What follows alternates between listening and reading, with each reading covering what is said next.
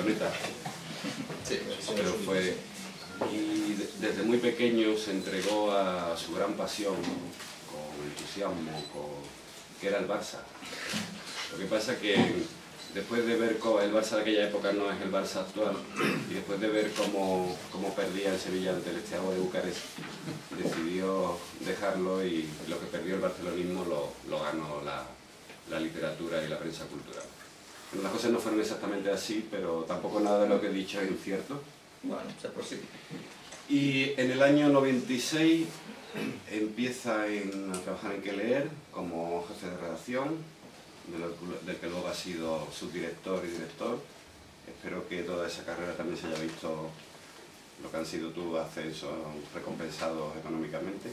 No, y además he llegado ya a mi máximo nivel de incompetencia, con lo cual me voy a quedar ahí. Y yo recuerdo que cuando apareció el Que Leer, en el año 96, fue recibido al menos por cierto sector de bien pensante literario, como con un fruncido de ceño, por lo menos.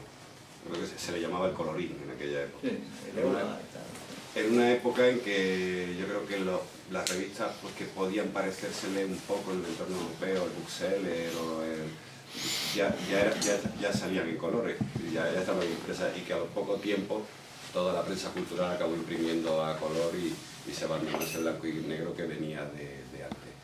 El caso es que rápidamente se convirtió en la revista más leída, sin duda la más vendida. Iba a decir que la primera según el OJD y el EGM, pero es que creo que las demás ni siquiera están en el OJD ni en el EGM.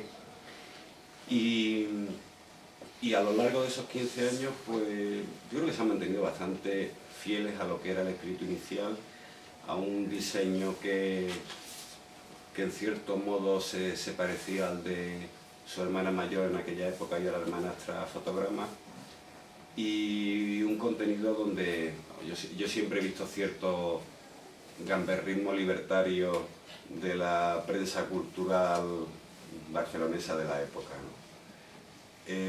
Actualmente sigue siendo la revista literaria, y yo diría que incluso cultural, más leída, y ellos siguen un poco con ese ambiente.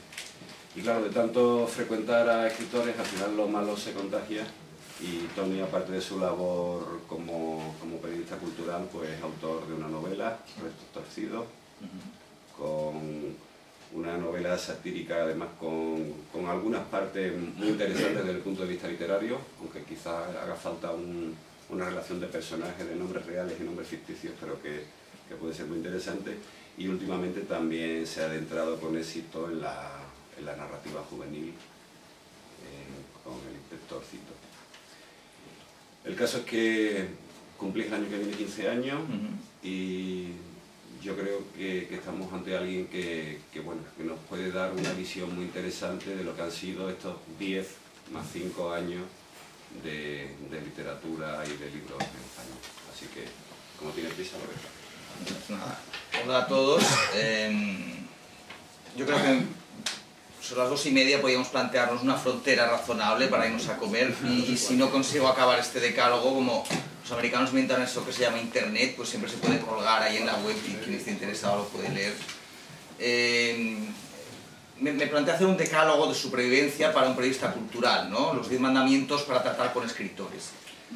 Como uno siempre va muy acelerado, 10 minutos después de proponerlo me di cuenta que era absolutamente inadecuado, ¿no? Porque venir a un congreso de escritores, como dicen en Galicia, a poner los podres, pues parece que no era lo más sensato ni lo más adecuado. Pero bueno, como ya me suele pasar, ¿no? en este barullo en el que uno va, que nunca, como decía antes Gonzalo Moure, ¿no? Que siempre vamos a mejorar el fracaso una vez más, ¿no? Pues bueno, vamos a una vez más hacer lo que no deberíamos hacer, ¿no? Me pasó una vez que me llamaron para hablar ahí en la Universidad Pompeu Fabra en Barcelona. Yo pensaba que era un curso de edición, me preparé unas notas, y cuando empecé a hablar, ¿no? sobre el concepto de la revista, de personas críticas, bueno, que obligamos a que escriban unas líneas de argumento, porque siempre el crítico se enrolla mucho, pero nunca te dice si la novela es de tiros, de amor o de guerra, que como mínimo lo diga y tal. Yo vi que me miraban mal, ¿no? desde las sillas, y hasta que al final uno se levantó ya muy indignado y me dijo: usted es un intrusista. me han dicho de todo, pero intrusista no me habían dicho hasta ese día. Yo bueno, soy licenciado en Ciencias de la Información, trabajo en una revista, pues hombre, intrusista, si estuviera, no sé, soplando vidrio en una fábrica de porrones, pues... Y es que resultó que no era un curso de edición, como yo pensaba, sino que era un curso de críticos, para crear críticos, ¿no? Entonces, estaban muy ofendidos que yo, un periodista de Ciencias de la Información, pues me dedicara ahí a hablar sobre la crítica, que por lo visto era un territorio vedado, ¿no? En fin, bueno, pues continuando en esa línea, pues he creado he escrito este decálogo de supervivencia para un periodista cultural que ha de tratar con escritores, y las 10 cosas que hay que tener muy en cuenta, ¿no? Vamos a suponer que esto es un aula de la Facultad de Ciencias de la Información y que vosotros sois jóvenes periodistas culturales y que yo os doy 10 consejos para sobrevivir a los escritores. El primer consejo, el primer mandamiento del decálogo, es que cuando vais a entrevistar a un escritor, nunca le digas que no has leído su libro, ¿no? Esto es importante.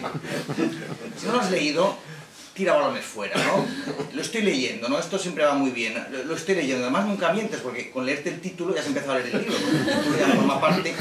Y esto reconforta mucho al escritor, ¿no? Le da tranquilidad ya y tal, porque el escritor siempre piensa que un periodista va a hacer una tesis doctoral sobre su libro, ¿no? En realidad va a escribir 5 líneas, pero esto le tranquiliza, ¿no?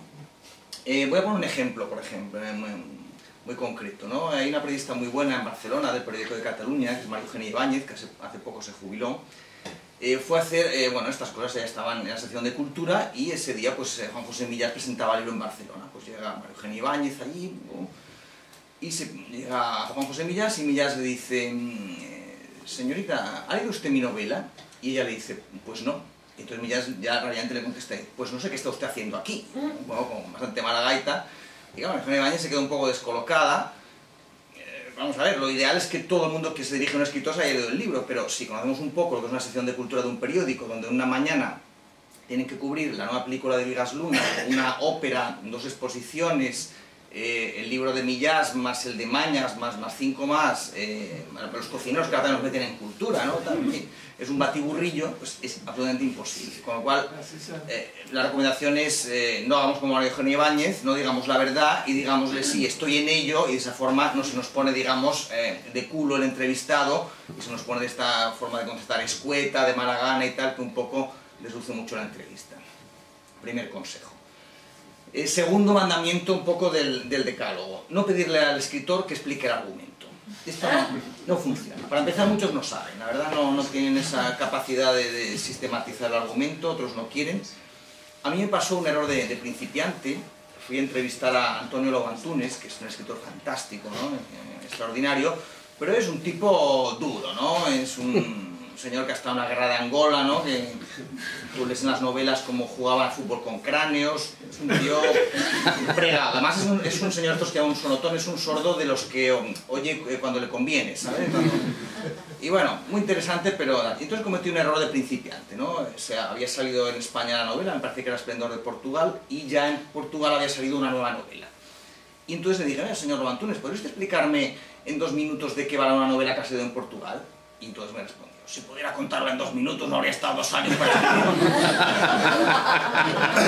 Tenía razón, ¿no? Es que hay que reconocer que tenía razón, ¿no? Realmente no se puede resumir una novela en 2 minutos, ¿no? Aunque la función del periodista pues es de embotelladores de información, y nos queda más remedio que como mínimo intentarlo y a ver si cuela.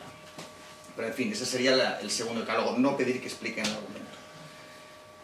La tercera regla de supervivencia es no llevar la contraria a un escritor que se queja de una mala crítica, ¿no? Esto me ha pasado muchas veces, nos suena el teléfono y un escritor al otro lado quejándose de una mala crítica. Entonces, ya los compañeros en la redacción les digo, cuando suceda esto, tenemos que aplicar la técnica del servicio de atención al cliente de las compañías de seguros, ¿no?